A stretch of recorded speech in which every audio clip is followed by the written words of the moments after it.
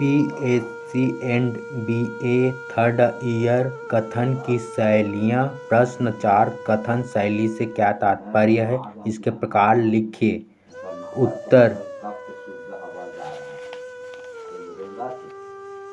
सुस्पष्ट एवं प्रभावी रूप से अपनी बात को दूसरे तक प्रेषित करने की कला को शैली कहते हैं। शैली सामान्य कार्य पद्धति है। शैली से आशय किसी भी विधि, पद्धति, तरीका, ढंग, प्रणाली आदि से है। कथन शैली से परिप्रेक्ष्य में इसका अर्थ बात कहने की पद्धति से लगाया जा सकता है।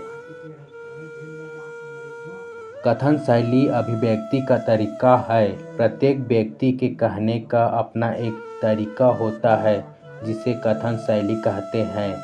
कथन शैली मानव के भावों, विचारों को प्रकट करने का एक अपना तरीका होता है।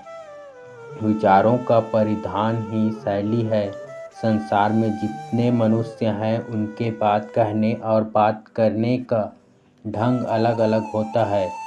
अर्थात स्थूल रूप से यह कहा जा सकता है कि संसार में जितने मनुष्य हैं उतनी तरह तरह की शैलियाँ होती हैं। यहाँ कथन शैली का तात्पर्य भाषा प्रयोग के ढंग से ही है। साहित्यिक दृष्टि से कथन की मुख्यतः 4 शैलियाँ होती हैं। एक व्यूहात्मक शैली, दूसरा मूल्यांकन शैली, तीसरा व्याख्यात्मक शैली, चौथा विचारात्मक शैली। पहला, व्यूहात्मक शैली।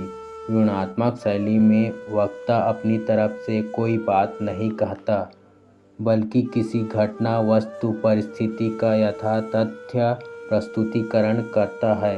इसमें वक्ता तटस्थ रहता है, अपना कोई अभिमत नहीं देता। वह जैसा देखता, सुनता है वैसा विवरण प्रस्तुत करता है।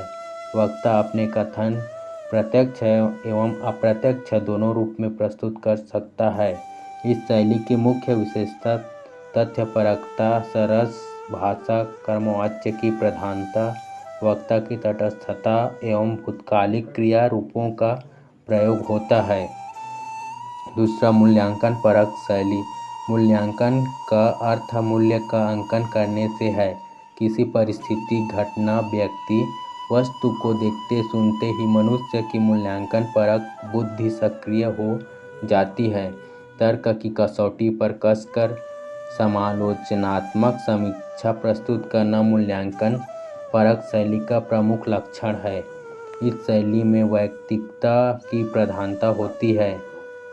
कारण कार्य संबंध परक, वाक्य एवं विधि निषेध परक संरचनाएं अधिक होती हैं। इस शैली में प्रश्नात्मक एवं तुलनात्मक वाक्यों का उपयोग किया जाता है। इस शैली की मुख्य पहचान यह है कि इसमें किंतु, परंतु आदि, मगर संक्षेप में निष्कर्षतः मेरा मत है कि, मेरी धारणा है, मेरी दृष्टि में, मैं समझता हूँ कि जैसे वाक्यों का प्रयोग होता है। तीसरा, व्याख्यात्मक शैली।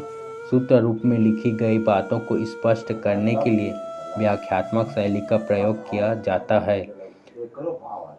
व्याख्याकार का प्रयास होता है कि दुरूह एवं अस्पष्ट विषय वस्तु को इतना सरल कर दे कि वह सर्वग्राह्य हो जाए।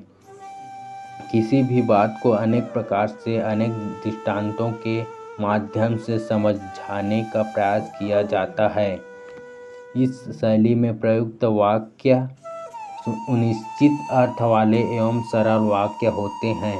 श्रृंखलाबद्ध रूप से व्याख्या के सूत्र एक दूसरे से जुड़ते चले जाते हैं। इस शैली में किसी भी काल को व्यक्त करने वाली क्रियाओं एवं कारण कार्य संबंध व्यक्त करने वाले वाक्यों का प्रयोग किया जाता है। इस शैली में अर्थात, अतएव, यदि, मान लिया जाए, अतः, वरन, किंतु, परंतु आदि का प्रयोग किया जाता है।